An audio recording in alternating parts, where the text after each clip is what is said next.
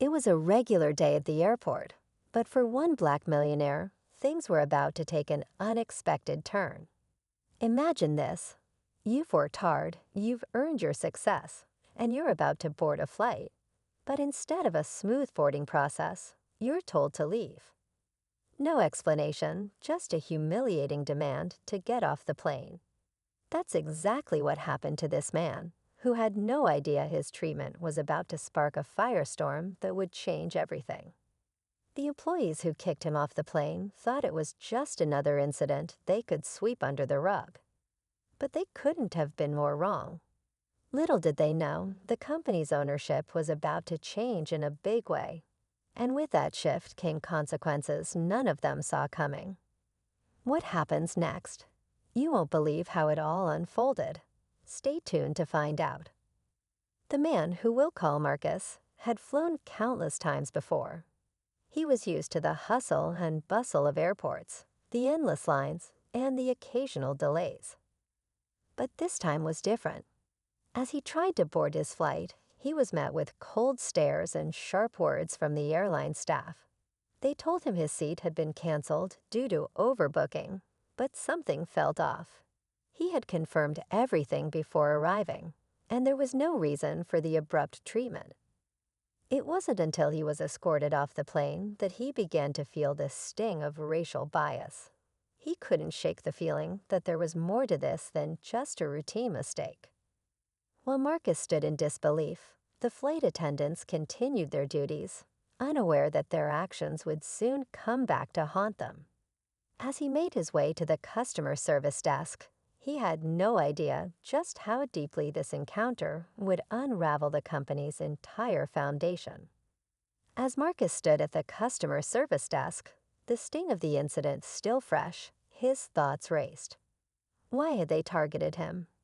He wasn't just another passenger. He was a successful businessman who had made his mark.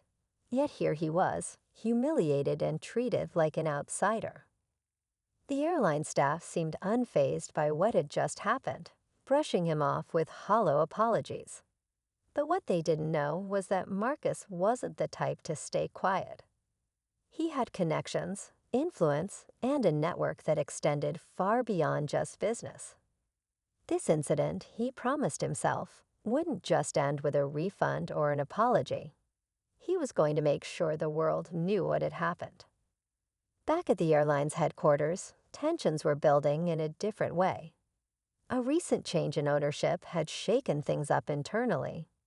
The new CEO, a woman with a track record for shaking up industries, had been making sweeping changes in the company's culture, trying to modernize and improve its public image. But not everyone was happy with the new direction. In the midst of all these changes, the airline was struggling with internal power battles, with some employees feeling threatened by the new leadership. It didn't help that the flight attendants who'd been involved in Marcus's incident had powerful allies within the company, making it harder for anyone to hold them accountable. Marcus's story was starting to make waves online. News outlets picked up the tale of the millionaire thrown off the plane, and social media exploded with outrage. People were questioning the airline's treatment of him, but it wasn't just about the incident anymore. It was about the broader issues of racial inequality and the corporate culture that allowed something like this to happen. Behind closed doors, the company was scrambling.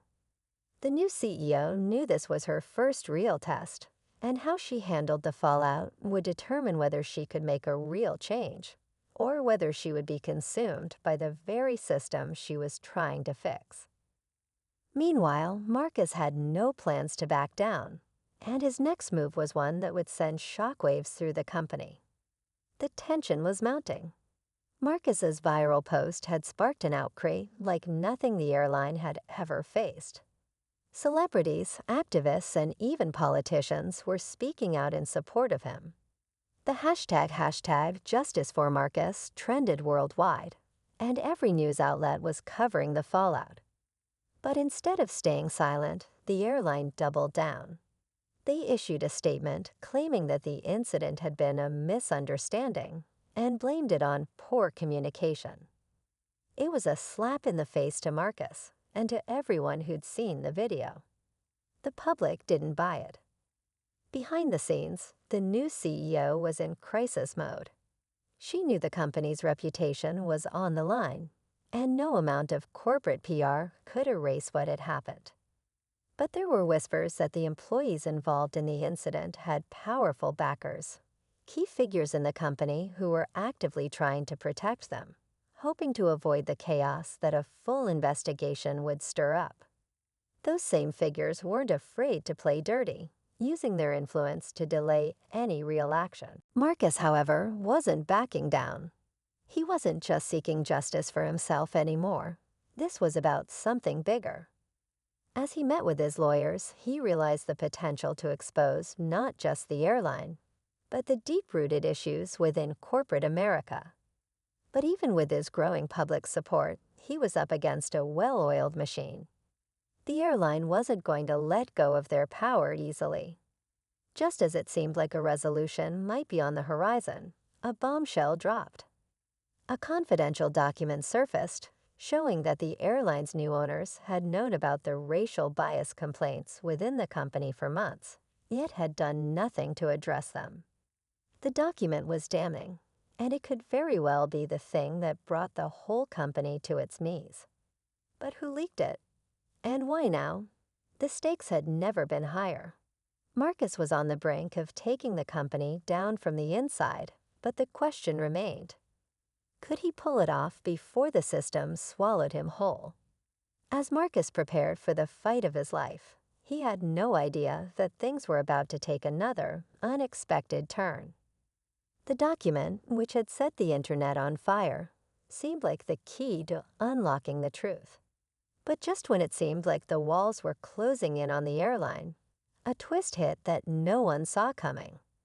The leaked file wasn't just a smoking gun, it was a trap. The day after the document went public, Marcus received a mysterious call from an anonymous number. The voice on the other end was calm, calculated. "You think you're the hero in this story? Think again. If you keep pushing, the truth you're fighting for will destroy everything you've built." The warning was chilling, and it didn't end there. The caller dropped a bombshell. Marcus's own business dealings, investments, and personal finances had been quietly scrutinized by powerful figures with deep connections. They were ready to expose his secrets, his vulnerabilities. Suddenly, Marcus was no longer just up against the airline. His own reputation, the success he'd spent years building, was now at risk. The same powerful players behind the airline had quietly been watching him, waiting for the right moment to strike back. He wasn't just fighting for justice anymore. He was fighting to protect everything he had worked for. The weight of the situation was crushing. How far was he willing to go? And if he exposed the truth, would it cost him everything? As the pressure mounted, Marcus knew he couldn't back down now, but the stakes had shifted. The lines between right and wrong had blurred, and with every move he made, the danger escalated. He was now a pawn in a much bigger game, and the clock was ticking. As the public outcry continued to grow, the airline knew they had to act fast. But the unexpected leak wasn't their only problem. Inside the company, a quiet revolt was brewing. The CEO, who had tried to distance herself from the chaos, was learning that she couldn't control the tide anymore. Her own position was under threat, and her allies were starting to falter. It was clear that whoever came out on top of this fight would reshape the future of the company. But what price would they have to pay to win? And was anyone really prepared for the cost of exposing the full truth? The moment of truth had arrived. After weeks of relentless pressure, Marcus knew there was no turning back. The public was demanding answers, and the spotlight on the airline had only intensified. With the leak of the confidential document, Marcus had finally caught the company at its most vulnerable. But just as the final pieces of the puzzle started to fall into place, a new complication emerged.